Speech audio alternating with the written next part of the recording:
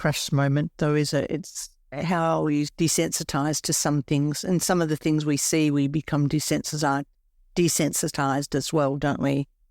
You just put it in the back of your brain and don't think about it. And that's the whole different topic, different day, probably, that death and dying is something that you deal with.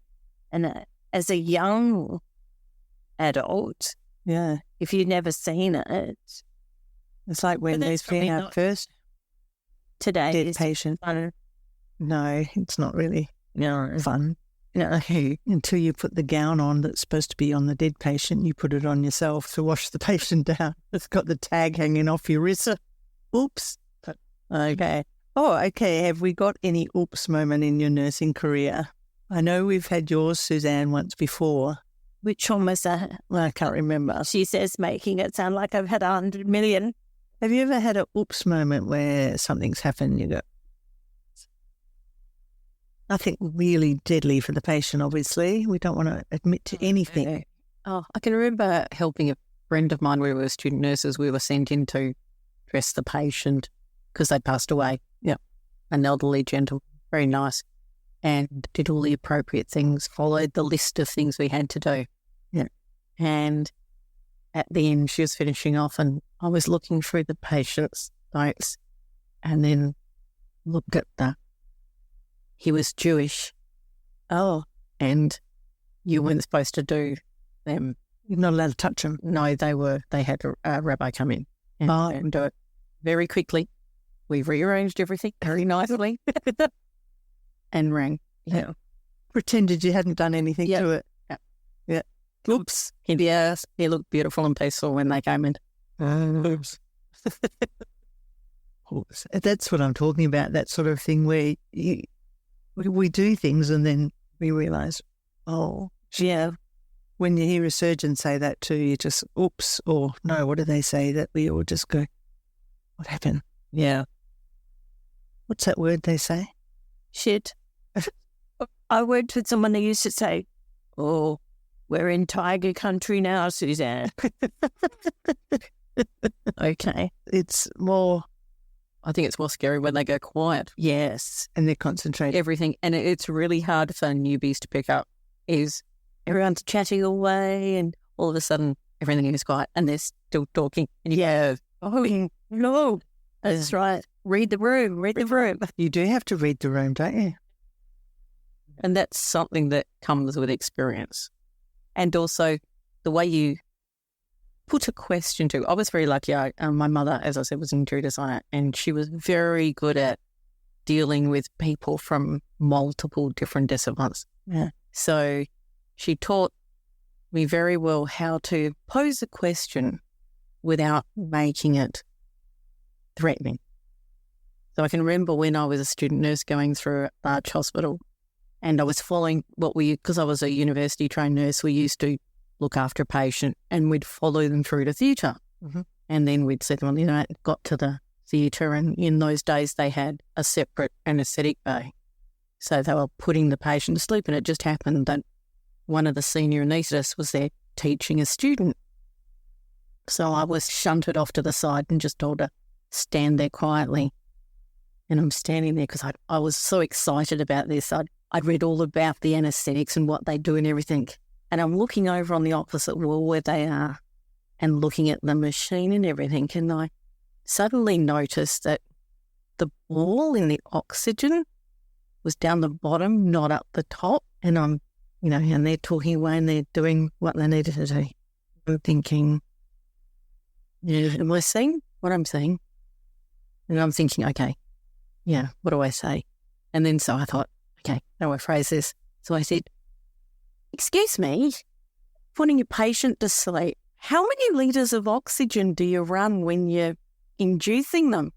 And they both looked up at me as if to say, you talking about? Yeah. And then both looked around at the thing and went, we were just checking to see whether you were paying attention. That's right. They turned it up.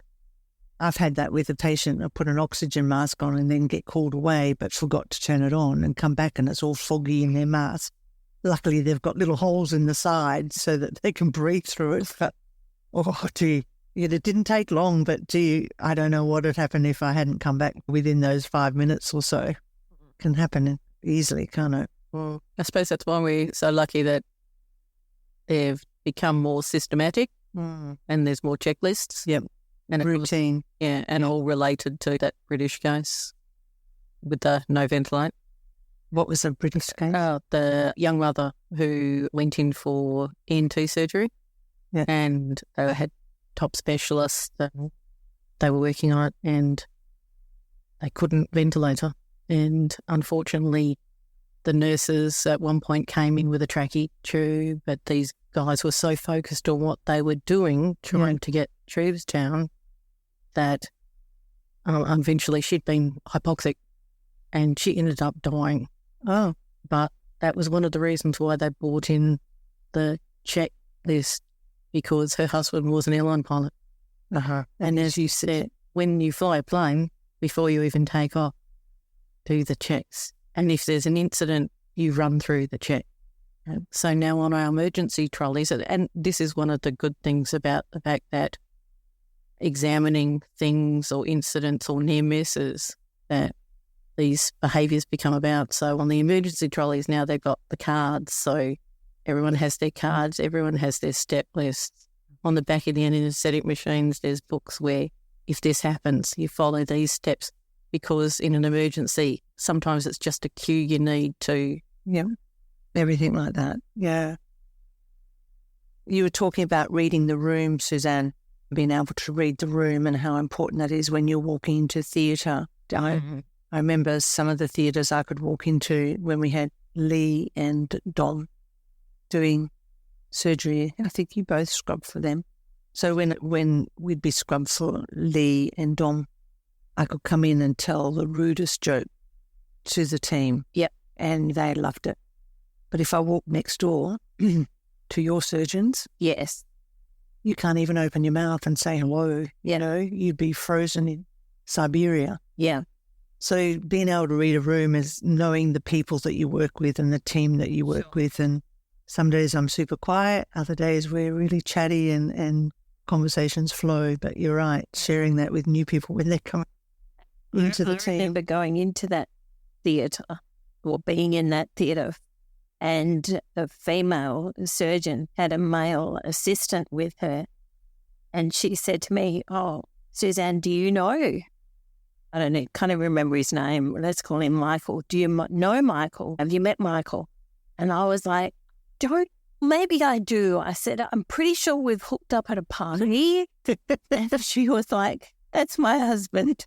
But that was Andrew. I was like, okay, that was a funny joke. And her being her, she thought it was hysterical. Yeah, she just had a great sense of humor. And of course, the poor bloke didn't know what the hell was going on. So, yeah. I loved working in that theatre because it was one where she'd say, have you got any new jokes? And I'd be having to look through my emails to read them out. And she was one that would send dirty emails back to you. Some people you just have great relationships with, don't you? And then other people like Hitler in that room. Yeah, being told not to share what happens in this room stays in this room. And I turn around and say, that's what pedophiles say.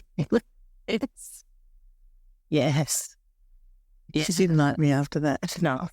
or me being told after I'd done I think it was a 16-hour shift with your surgeon, and then I had 3 or 4 hours and had to come in for an afternoon shift. Yeah. And being told, just suck it up and get on with it. Yeah. We've all done it, Suzanne. Just get on with it. Yeah. Yeah, they don't care what you feel like. Hey. Yeah, thanks very much. Yeah. I know. Or being told, I don't care. It's my time to go home to drink champagne by the swimming pool. And you think, are we going to be operating till 2 in the morning? Yeah. And you've got no one to take over from us? Yeah. Or another good one, she said to me, only oral surgery, Suzanne, nobody cares. Oh, I don't like that. No. See, so now there's some things that we see that we don't want to see is bad. Well, that was colleagues. That was bad leadership. Yeah. That's how I wasn't going to put her up on a pedestal. I was just going to bring her back to normal. But yeah, you don't want to see that in a team of people that are working, slogging their heart out, fixing people's lives for the better, and to have an attitude that's not good. No. And it's this whole, it's only oral surgery. To me, most of the people that came to have their wisdom teeth removed, this was the first time walked into a hospital.